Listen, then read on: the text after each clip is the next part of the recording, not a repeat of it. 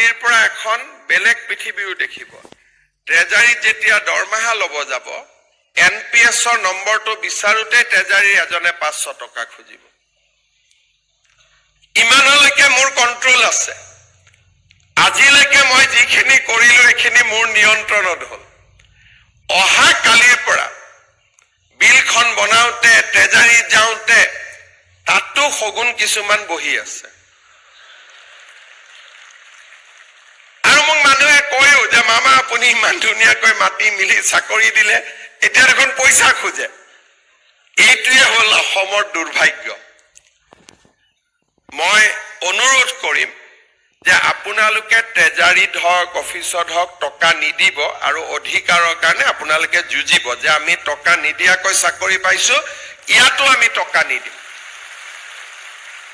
আৰু আপোনালোকক মই ডিসি সকলক কৈ ৰাখিম সিনিয়ৰ অফিচাৰ সকল আপোনালোকে ক'ব যে টকা খুজিছে আৰু যদি এনেকুৱা পৰিবেশৰ সন্মুখীন হয় ফেসবুকত হওক ইনষ্টাগ্ৰামত হওক মোক জনাই দিয়াৰ কাৰণে চেষ্টা কৰিব যিমানখিনি পাৰো মই সহায় কৰিব চেষ্টা কৰিম কিন্তু সহজে আপোনালোকে পইচাটো নিদিব আৰু তেতিয়া তেওঁলোকো লাহে লাহে পৰিৱৰ্তন হ'ব কিন্তু আমাৰ মানুহবিলাকে গৈ দিয়ে এজনে বুদ্ধি দিয়ে যুজি কি হ'ব দি দে 500 কিন্তু 500 ইনটু 5000 কিমান হ'ব সেইটো বহুত হৈ যায় সেইকাৰণে আপোনালোকে নিদিয়াকৈ থাকিব শেষত শক্তি বিভাগত বেসিক্যালি এপিডিসিএলত আমি 1329 গৰাকী প্ৰাৰ্থীক নিযুক্তি দিম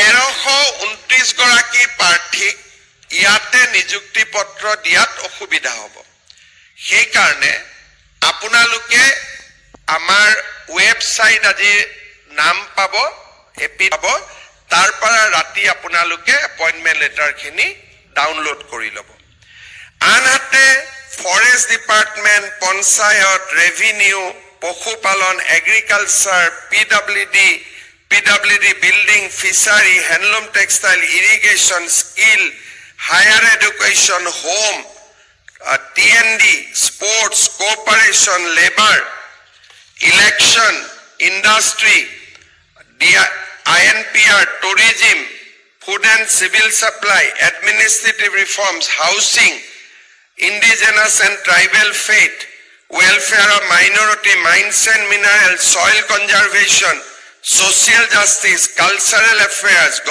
governor secretariat, tribal affairs department, higher education, transport, legislative, science, technology, T-tribe, judicial.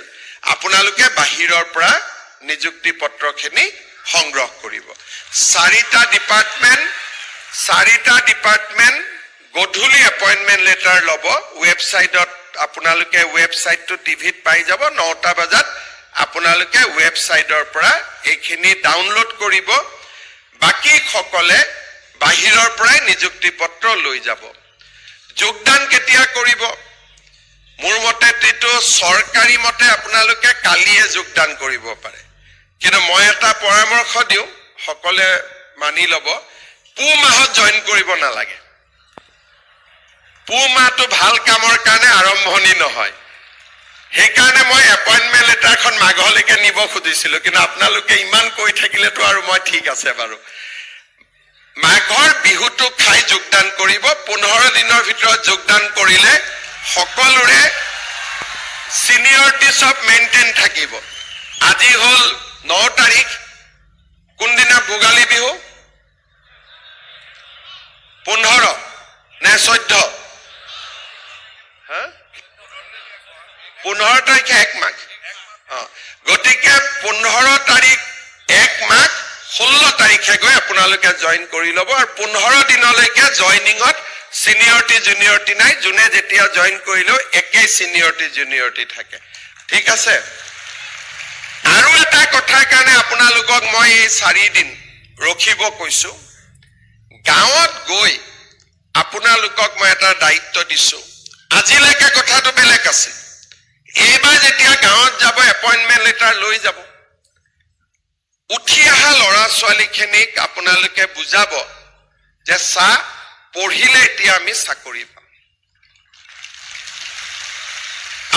আপোনালোকৰ মাজত মই সোধা নাই, বহুতৰ হয়তো আজিৰ পৰা 5 বছৰ আগলৈকে চাকৰি, চৰকাৰী চাকৰি পাম কোনেও ভাবাই নাছিলে। অসমৰ বাহিৰত কিবা কৰিছিল, প্ৰাইভেট কোম্পানীত কৰি আছিলে, কোনে কোনে প্ৰাইভেটত কাম কৰি আছিলে। আমিতো আশাবাদে দিছিলো, কিন্তু অসমখন যে পৰিৱৰ্তন হৈছে, পঢ়া শুনা কৰিলে চাকৰি পাব পাৰি, এই কথাটো উৰুকাত, বিহুত যাক লগ পাই আপোনালোকে বুজাব, যাতে আমাৰ নতুন চাম ল'ৰা ছোৱালীয়ে পঢ়া শুনা আৰম্ভ কৰে, পঢ়িব চেষ্টা কৰে। আৰু আমাৰ অসমখন বহুত আগবাঢ়ি গৈ আছে। এতিয়া ইণ্ডাষ্ট্ৰী আহিব অসমত, নতুন নতুন কাৰ্যালয়, নতুন নতুন ইণ্ডাষ্ট্ৰী।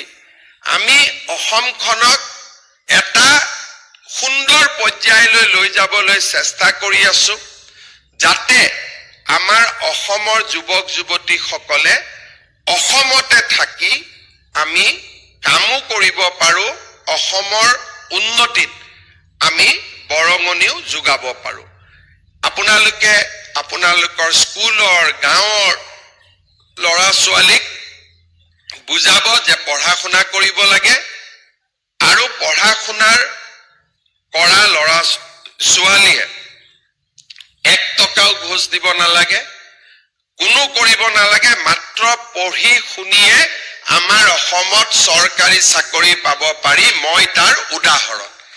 এই কথাখিনি এই 4 দিন আপোনালোকে গাঁৱত কব।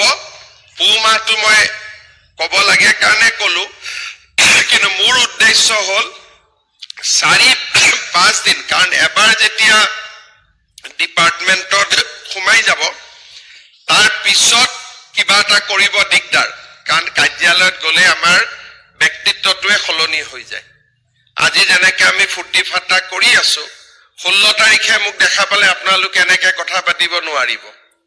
ব্যক্তিত্বটো সলনি হৈ যায়, চৰকাৰৰ দায়িত্ব আহি পায়। যেনেকে পুলিচত ইউনিফৰ্ম পিন্ধা মানুহজন বেলেগ, ইউনিফৰ্ম নিপিন্ধা মানুহজন বেলেগ। কিন্তু এইকেইটা দিন আপোনালোকৰ হাতত আছে, আৰু আমি আমাৰ ল'ৰা ছোৱালীক বুজাম যে পঢ়িব লাগে, পঢ়ি শুনিলে আমাৰ অসমত চৰকাৰী চাকৰি পাব পাৰে। দুটা সৰু সৰু উদাহৰণ। কাবাৰ কাবাৰ পৰিয়ালত যদি অৰুণোদয় আছে, আপোনালোকে অৰুণোদয়টো এৰি দিব, কাৰণ চৰকাৰী চাকৰিয়ালৰ কাৰণে অৰুণোদয়টো আমি ল'ব নালাগে, আমাতকৈ দুখীয়াজনে পাওঁ।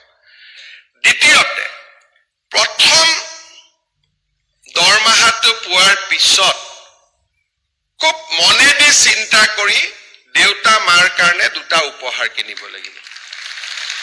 ঠিক আছে, কি কিনিব লাগে মই নকওঁ, দেউতা মাৰ কাৰণে একেবাৰে মনেদি চিন্তা কৰি কিবা এটা কিনিব লাগে, দিব লাগে দেউতা মাক। কাৰণ দেউতা মাৰ আশীৰ্বাদ নহলে 9 লাখ মানুহৰ ভিতৰত আমি ইয়াত বহি থাকিব নোৱাৰো। কিমান মানুহ আছিলে? 9 লাখ। 9 লাখ মানুহৰ মাজত আজি আমি ইয়াত 4,000 মানুহ আছো। 9 লাখ মানুহৰ মাজত 4,000। কোনোবাই 156 পাইছে, পোৱা নাই, 157 পাইছে, চাকৰি পাইছে। 56 আৰু 57ৰ মাজত মেৰিটত কোনো পাৰ্থক্য নাথাকে, এইটো খালি ভাগ্য। কোনোবা এটা প্ৰশ্ন তেওঁ পাৰি নোৱাৰিলে, আপোনালোকে এটা প্ৰশ্ন পাৰিলে, এইটো খালি কপাল। কপালৰ বাদে একো নহয়। 156, 157 কপালখন কোনে লিখে? নেদেখাজনে লিখে। দেউতা মাৰ আশীৰ্বাদত কপালখন লিখা যায়।